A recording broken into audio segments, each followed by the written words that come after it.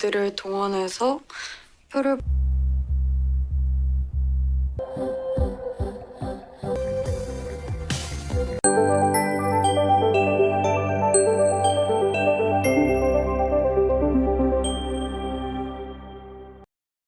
Kisah kemudian beralih ke masa kecil Jay, di mana ia tumbuh sebagai anak kedua dalam keluarganya. Jay sangat berbakat dalam balet dan olahraga, tetapi kurang menonjol dalam akademik. Namun, ayahnya hanya memberikan perhatian kepada kakaknya yang unggul dalam bidang akademik. Karena ingin mendapatkan pengakuan dari sang ayah, Jay pun berusaha belajar dengan giat hingga akhirnya berhasil mengalahkan kakaknya, namun, kemenangan itu tidak membawa kebahagiaan bagi Jay. Ayahnya justru memintanya untuk memukul kakaknya karena Jay telah menang dalam pertandingan melawan kakaknya. Jay merasa sedih setelah melakukannya, tetapi ayahnya mengatakan bahwa Jay dan kakaknya seperti Kain dan Habel dalam cerita Alkitab. Ia memperingatkan bahwa suatu hari nanti, kakaknya mungkin akan menghabisinya karena rasa iri. Mendengar hal itu, Jay merasa ketakutan dan sejak saat itu mulai menjaga jarak dari kakaknya. Kembali ke masa sekarang, Jay mengajak Sulgi pergi bersamanya ke rumah sakit milik ayahnya. Ia kemudian membawa Sulgi ke ruang belajarnya dan memberikan satu set seragam baru. Kali ini, Sulgi tidak menolak pemberian Jay dan langsung mengenakannya.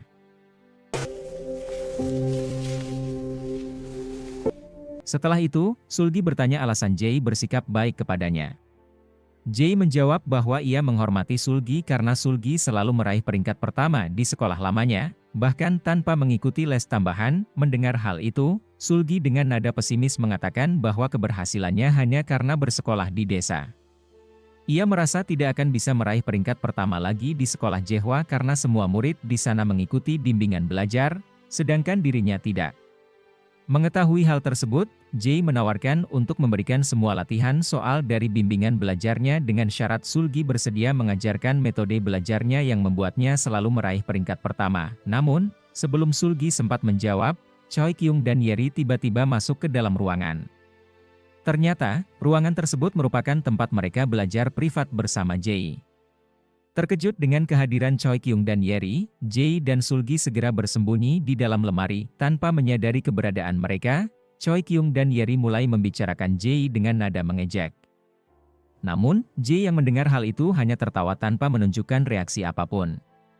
Tidak berhenti di situ, mereka juga menghina Sulgi dengan menyebutnya sebagai anak dari keluarga miskin dan anak haram. Mendengar hinaan tersebut, Jay segera menutup telinga Sulgi agar ia tidak perlu mendengar perkataan kasar itu.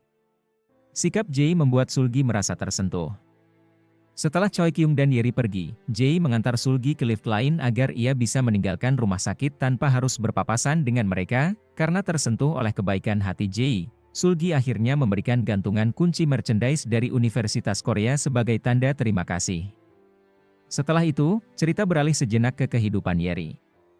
Ia adalah seseorang yang sangat memperhatikan penampilannya, termasuk berat badannya. Yeri bahkan menderita anoreksia, sebuah gangguan makan yang membuatnya selalu merasa perlu mengontrol makanan agar tidak mengalami kenaikan berat badan. Namun, masalahnya tidak berhenti di situ. Ternyata, Yeri juga memiliki banyak utang, sesuatu yang cukup mengejutkan mengingat ia masih berstatus sebagai siswa SMA. Sementara itu, Chae Kyung membuat keputusan besar dengan mengganti seluruh buku kedokterannya menjadi buku hukum. Awalnya, ia berencana masuk ke fakultas kedokteran, tetapi akhirnya memutuskan untuk beralih ke fakultas hukum. Di sisi lain, Sulgi kembali ke rumahnya dan mulai mempelajari latihan soal yang diberikan Jay. Namun, ada satu kebiasaan buruk yang masih ia lakukan. Sulgi terus mengonsumsi obat-obatan agar bisa lebih berkonsentrasi dalam belajar.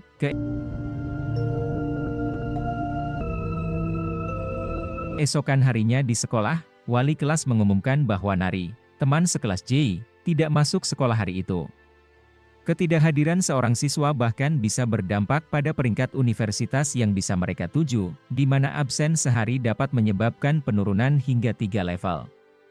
Namun, wali kelas menjelaskan bahwa menjadi pengurus kelas bisa meningkatkan peluang masuk ke universitas yang diinginkan. Hari itu, kebetulan juga sedang diadakan pemilihan ketua kelas. Wali kelas memberikan kesempatan kepada siapapun yang berminat untuk mencalonkan diri sebelum akhirnya meninggalkan ruangan. Tiba-tiba, Sulgi mulai membereskan tasnya dan berjalan menuju meja Jay. Dengan ragu, ia bertanya apakah dirinya kini bisa duduk di sebelah Jae. Dengan senyum hangat, Jae menerima Sulgi kembali di sisinya. Saat jam istirahat, Yeri bertanya kepada siswa lain mengenai keberadaan Nari. Ia merasa curiga karena Nari tiba-tiba tidak masuk sekolah, sesuatu yang jarang terjadi. Sementara itu, di dalam kelas, wali kelas menerima laporan bahwa Chaekyong telah mengajukan diri sebagai ketua kelas. Namun, di luar dugaan, Jae tiba-tiba mencalonkan Sulgi untuk posisi tersebut, meskipun Sulgi sendiri tidak berniat menjadi ketua kelas. Di sisi lain, Chaekyong sangat menginginkan posisi tersebut karena dapat membantunya dalam proses pendaftaran universitas nanti. Karena ada dua kandidat, pemilihan ketua kelas pun dilakukan melalui pemungutan suara. Berkat dukungan kuat dari Jae, Sulgi akhirnya berhasil memenangkan suara dan mengalahkan Chaekyong. Saat para siswa memberikan selamat kepadanya, Chaekyong tidak bisa menyembunyikan kemarahannya. Ia bersikeras bahwa pemungutan suara tersebut telah dicurangi, namun Chaekyong tentu tidak dapat membuktikan tuduhannya. Wali kelas pun segera menghentikan perdebatan dengan mengumumkan bahwa Sulgi resmi menjadi ketua kelas, sementara Chaekyong akan menjabat sebagai wakilnya. Meski begitu, Jae merasa hal ini belum sepenuhnya selesai. Dengan nada manis, ia bertanya kepada wali kelas, apakah seharusnya Chaekyong meminta maaf kepada Sulgi. Akhirnya, atas permintaan Jae, Chaekyong meminta maaf kepada seluruh kelas atas perilakunya. Malam itu, Sulgi masih berusaha memecahkan kata sandi ponsel ayahnya. Namun, di saat yang sama, ia menerima pesan dari Jae yang memintanya untuk bertemu. Sementara itu, ayah Jae menghadapi keluhan terkait kelalaian medis. Namun, ia segera menginstruksikan bawahannya untuk menyelesaikan kasus tersebut secara diam-diam dengan menawarkan uang damai kepada keluarga korban. Di sisi lain, Sulgi menunggu Jae di sebuah halte, tetapi Jae tak kunjung datang. Padahal, Jae sebenarnya ada di atas gedung, memperhatikan Sulgi dari kejauhan. Sepertinya, ia sengaja membiarkan Sulgi menunggunya. Sulgi tetap menunggu hingga akhirnya hujan turun. Karena tak ingin kehujanan, ia memutuskan untuk berteduh di sebuah tempat karaoke koin. Baru setelah itu, Jae menyusulnya ke sana. Mereka pun sempat bernyanyi bersama, dan Jae memuji betapa bagusnya suara Sulgi. Setelahnya, mereka berjalan bersama sambil mengobrol. Jae kemudian mengajak Sulgi untuk berkunjung ke rumahnya, bahkan memintanya untuk menginap agar mereka bisa pergi ke sekolah bersama keesokan harinya. Di saat yang sama, Yeri yang sedang jogging malam tanpa sengaja mendengar percakapan beberapa ibu-ibu di sekitar area tersebut. Mereka membahas tentang keluarga Nari yang telah menjual rumahnya dengan harga jauh lebih rendah dari harga pasaran. Sementara itu, Jae dan Sulgi akhirnya tiba di rumah Jae. Mereka langsung disambut oleh anjing peliharaan Jae. Dari percakapan Jae dengan anjingnya, Sulgi baru mengetahui bahwa Jae ternyata memiliki seorang kakak perempuan. Namun, Jae tidak membahas lebih lanjut soal kakaknya dan malah sibuk menunjukkan kamarnya kepada Sulgi. Sulgi sangat terkesan dengan kamar Jae yang didesain seolah-olah berada di bawah lautan. Malam itu, Sulgi berendam di bathtub kamar mandi Jae. Namun, tak lama kemudian, Jae ikut masuk ke dalam bathtub, dan tanpa diduga, mereka akhirnya berciuman. Namun, semua itu ternyata hanyalah mimpi. Sulgi terbangun dengan kaget dan segera pergi ke kamar mandi, tetapi tentu saja tidak ada siapa-siapa di sana.